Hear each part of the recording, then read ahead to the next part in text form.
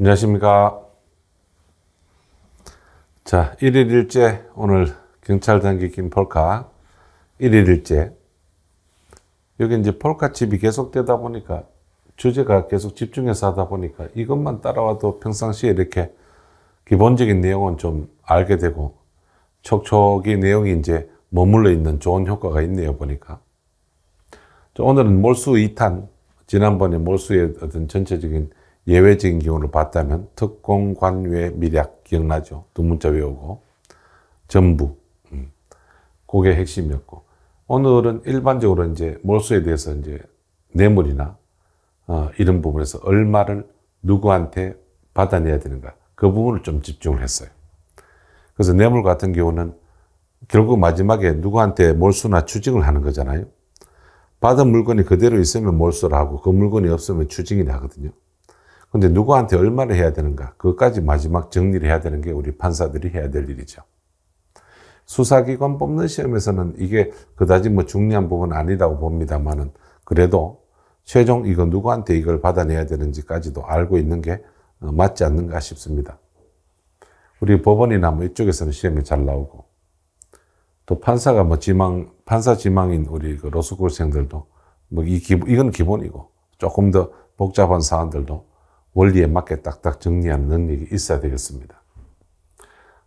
여기 문제 한번 볼게요. 다음 중 적절하지 않는 것은 다툼이 선판례에 의한 뇌물수수한 자가 공동수수자 아닌 교사나, 요 말 나오죠. 교사나 종범에게, 정범 말고 협의의 공범이죠. 이 사람한테 뇌물 중 일부를 고맙다고, 도와줘서 고맙다고 줄 수가 있는 거죠. 그럼 이거를 자기가 뇌물 1,000만 원 받았다, 예를 들어. 그 중에 교사분, 방조분한테 얼마를 줬다. 그럼 뇌물 수수자 이 사람이 1,000만 원 받았다가 얘한테 얼마를 줬는데 결국에 수뢰액은 전부를 다 추징해야 되는가, 아니면 얘한테 주고 나머지만 해야 되는가, 그 말이잖아요. 이거는 전부 다 해야 됩니다. 이게 준 거 빼지 않습니다. 처음에 받은 전체를 전부 다 몰수 또는 추징하는 게 맞습니다. 그래서 이거는 맞는 지문. 되죠? 공범한테 주는 거는 빼지 않습니다. 공동정범과 다릅니다. 공동정범은 통상 정범이죠, 정범. 이 정범으로 되어 있는 부분은 나눕니다. 각자가 정범이기 때문에 각자 받은 만큼 하는 게 원칙인데, 이 공범한테 준 것은 빼주지 않습니다. 두 번째. 자, 이번엔 자기업 수표, 요걸 뇌물로 받았네요. 자, 여기 요 말이 나오죠. 소비한 후 다시 돌려주긴 돌려줬는데 처음에 받은 지문 찍힌 수표, 저게 돌아간 건 아니죠. 상당액이 돌아간 거지. 그래서 받았다가 돌려주는데 그대로 돌려줘. 지난 시간에 그대로 돌려줘야만 된다 했죠. 근데 돌려주지 않은 거죠. 이건 하나도 돌려준 게 없어요. 그럼 여전히 받은 사람한테 받아내야 되고, 그 수표는 지금 없죠. 그래서 몰수가 아니고 추징입니다. 그리고 하회한다, 이거는 여기도 있고 여기도 있는데, 뇌물은 필요적 몰수이기 때문에 하회한다가 맞습니다. 우리 형법의 필요적 몰수는 뇌물, 아편, 배임, 수재한 재물입니다. 뇌물, 아편, 배임, 수재한 재물. 이거는 필요적 몰수이기 때문에 하회한다가 맞는 말이 되는 겁니다. 이것도 맞는 지문. 자, 소비한 후 또는 예금한 후 돌려줬을 때 지문 찍힌 그 수표가 돌아간 게 아니고, 지문 찍힌 그 돈이 돌아간 게 아니고, 이런 경우는 전부 다 수뢰자로부터, 증뢰자한테 돌려줬더라도 그 돈은 돌려준 게 아니다. 그래서 수뢰자로부터 추징합니다. 세 번째. 자, 이 부분은 이제 이 뇌물을 받는데, 뇌물을 받을 때 말이에요. 지도 미안하니까 일부를 비용 명목으로 출연 또 썼다는 거죠. 다시 말해서 나도 뭔가 비용을 썼다는 거죠. 뇌물을 받는데 가만히 앉아서 그냥 돈을 꿀꺽할 수도 있고, 또 네 만났는데 난 차비도 줄 수 있고, 또 내가 뭐 맛있는 음식은 네한테 사줄게 해서 비용을 쓸 수도 있고, 그거를 공제할 것이냐의 문제입니다. 그래서 여기서 공제한 나머지 가액에 상당한 이익만 몰수 추징하라, 이렇게 써놨잖아요. 그럼 이거 공제했느냐? 이게 땡 틀렸습니다. 이거 빼주지 않습니다. 그래서 공제하지 않고 전체를 가지고 몰수 추징해야 된다. 그래서 공제했다 하면 X, 정답은 3번. 이렇게 되는 거죠. 자, 그리고 이번에는 제3자 초대 사례가 나옵니다. 뇌물을 받을 때 제3자를 초대해서 함께 접대를 받은 경우 제3자가 누구냐 물으니까 이 공무원, 피고인이 공무원입니다. 별도의 지위에서 접대를 받는 공무원이다. 라는 특별한 사정이 없는 한, 이 말은, 이 사람은 공무원이 아니네? 이 말입니다. 그러면 이 사람도 공무원이면 어떻게 하고, 이 사람 공무원이 아니면 어떻게 하느냐? 이 말이죠. 이렇게 합니다. A가 B한테, 자, 술값을 대신 향응 제공. 그래서 이 친구가 그냥 가긴 좀 그러니까 C를 데리고 옵니다.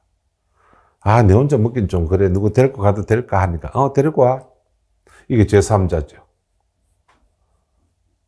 자, 여기서 이제 이 사람이 이제 정례자.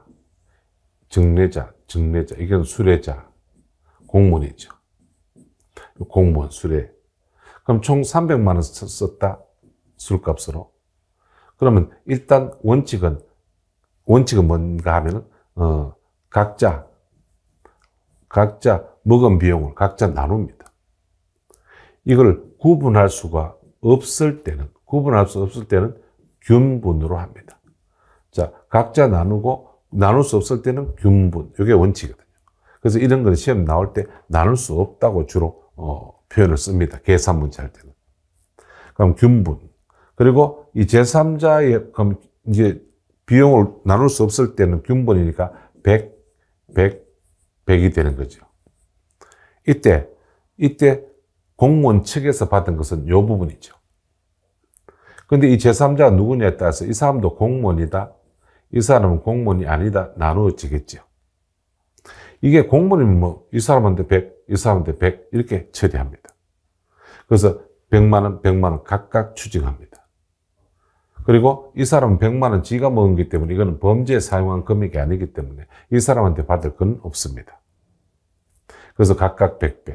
근데 제3자가 공무원 아니죠. 이랬을 때는 이 사람 먹은 걸 얘가 다 포함해서 이 사람이 내야 됩니다. 그래서 100 플러스 100에서 200만 원을 수뢰자한테 받아내는 거죠. 그럼 이때 제3자가 누구냐라는 거죠. 그래서 피고인과 별도의 지위에서 접대를 받는 공무원이라는 특별한 사정이 없는 한, 그러니까 이 사람 공무원 아닌 거죠. 그러면 그 제3자가 먹은 것도 피고인 니한테 접대 위한 비용에 포함시켜라. 그럼 피고인이 아까 이 사례 같으면 200만 원을 내야 되는 거죠. 맞는지 뭐.